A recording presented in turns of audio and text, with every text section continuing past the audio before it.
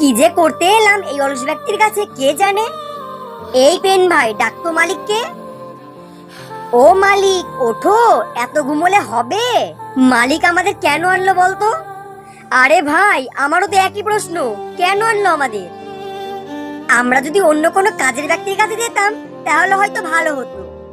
আমরা একটা কথাই বলবো, বাবা মায়ের পরিশ্রমের টাকা কেউ নষ্ট করো না। খাতা বা পেন অযথা নষ্ট করো না, অন্ততপক্ষে কাজে লাগাও, যাতে তুমি ভালোভাবে একটি শিক্ষিত মানুষ হতে পারো। আসলে এটা কিন্তু অনেক ছাত্রছাত্রী করে থাকে। বাবা মাকে বলে, বাবা মা আমার আজকে খাতা ফুরিয়ে গেছে, আমার আজকে পেন ফুরিয়ে গেছে, আমাদের খাতা পেন কিনে দাও। কিন্তু তারা কি করে? তারা তো সব জিনিসগুলো নষ্ট করে। আসলে কথাটা সবার জন্যই ছিল। অ্যাকচুয়ালি যারা খাতা পেন অযথা নষ্ট করো তারা কোনো কাজেই লাগায় না।